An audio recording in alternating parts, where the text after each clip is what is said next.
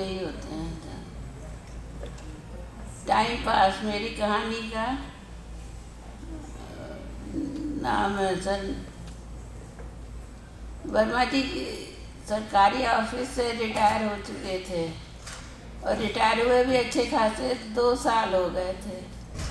वर्मा जी को ना फिल्म देखने में रुचि, ना अखबार किताबें पढ़ने में रुचि।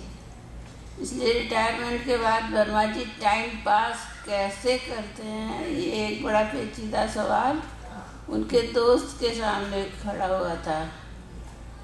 अबे यार, तुझे ना कोई शौक, ना पढ़ने की आदत, ना फिल्म टीवी में रुचि, ना ही अध्यात्म में रुचि। रिटायरमेंट के बाद आखिर टाइम पास करता कैसे है यार तू?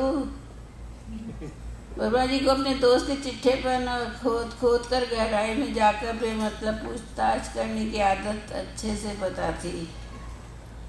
इसके दिमाग का कीड़ा शंका का समाधान होने तक शांत नहीं होगा और तब तक ये अपने को चैन से जीने नहीं देगा, ये भी उनको पता था। बताता हूँ।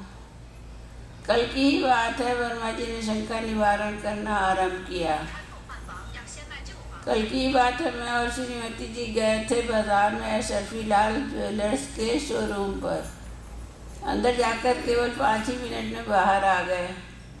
बाहर आकर देखते हैं तो दुकान के सामने पार्क की हुई कार के पास ट्रैफिक पुलिस का सिपाही खड़ा हुआ था, हाथ में चालान बनाने के लिए रसीद बुक लिए हुए। हम दोनों घबरा गए। उसके पास जाकर विनती करने लगे, भैया मुश्किल से 5 मिनट के लिए ही शोरूम में गए तो छोड़ दो ना भाई इस बार। तो वो कहने लगा, सभी लोग हर बार ऐसा ही बोलते हैं, खुद की गलती मानता ही नहीं कोई। एक बार 1000 रुपये की रसीद कटेगी तभी अगली बार गलती नहीं होगी। मैं भी सिपाही से गिड़गिड़ाया, ऐसा नहीं है, हम मानते हैं हमसे गलती हुई है, आगे से ऐसा नहीं होगा। और 1000 रुपये भी बहुत ज़्यादा होते हैं, हम तो रिटायर्ड कर्मचारी हैं और कुछ नहीं तो मेरे सफ़ेद बालों का ख्याल करो। सिपाही भी अकड़ दिखाते हुए बोला, लाखों की गाड़ी चला रहे हो, बड़े बड़े शोरूम पर खरीदारी कर रहे हो, कानून तोड़ते हो, फिर भी 1000 रुपये आपको ज़्यादा लग रहे हैं। चलिए बुजुर्ग होने के नाते इस बार सिर्फ 200 रुपये लेकर छोड़ देता हूँ। उन 200 रुपये की रसीद मिलेगी ना? मैंने मासूमियत से पूछ लिया। तभी हवलदार मेरे ऊपर भिनक गया। ओ वर्मा जी, रसीद चाहिए तो 1000 की बनेगी, 200 की कोई रसीद नहीं मिलेगी। ऐसे कैसे? पैसे देने पर रसीद नहीं दोगे क्या? नियम कायदे से होना चाहिए कि नहीं? सब कुछ सीधे सीधे बोलो ना कि तुमको रिश्वत चाहिए। मेरे ये बोलते ही वो और भड़क गया, मेरी बात पकड़ कर ही बैठ गया। अच्छा ये बात है, नियम कायदे से चाहते हो सब कुछ, फिर तो हो जाए। मैं सोच रहा था बुजुर्ग लोग हैं, थोड़ा सबूरी से काम ले लेते हैं, तो आप उल्टे मुझे ही कायदे और अक्ल सिखाने चल पड़े हो। चलिए अब तो सारे नियम कायदे बताता हूँ। हवलदार ने अब रौद्र रूप धारण कर लिया। अब वो हाथ धोकर गाड़ी के पीछे पड़ गया। एक मिरर टूटा हुआ है, पीछे वाली नंबर प्लेट सही नहीं है, पेपर्स अपडेटेड नहीं है, और करते करते मामला 3-4 हज़ार तक पहुंच गया। ये तो काफ़ी बढ़ता ही जा रहा था। ये देखकर मैंने पत्नी से कहा, ज़रा तुम बोल कर देख लो, शायद तुम्हारी बात मान जाए। वो हवलदार से बोली, बेटे ऐसे गुस्सा मत करो, इनकी बात का बुरा मत मानो, छोड़ भी दो इनकी और तुम ध्यान मत दो, ये लो 200 रुपये पकड़ो। लेकिन हवलदार तो कुछ सुनने को राजी ही नहीं था। मुझे नहीं चाहिए आपके 200 रुपये, अब तो रसीद ही कटेगी।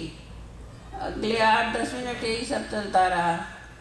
वो उसे समझाने की कोशिश करती रही और वो दिल जला सिपाही रसीद फाड़े बिना मानने को तैयार नहीं था। वर्मा जी बताते जा रहे थे, अरे बाबा 200 रुपये बचाने के चक्कर में इतनी बात बढ़ गई, फिर क्या किया आप लोगों ने? दोस्त ने सवाल किया।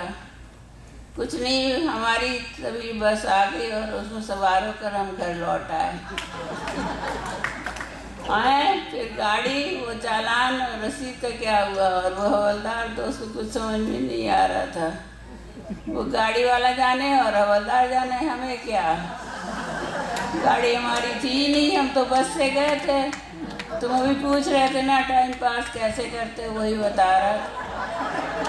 हम बस में चढ़े तब उस हवलदार का चेहरा देखने लायक था, जैसे इस समय तुम्हारा चेहरा देखने लायक हो गया, बिल्कुल वैसा ही। वर्मा जी निर्विकार रूप से बोले और टाइम पास के लिए दूसरा नया मुर्गा खोजने निकल पड़े। एक और है, छोटी है बहुत, मैंने अपनी राइटिंग में पहली बार लिखा थी।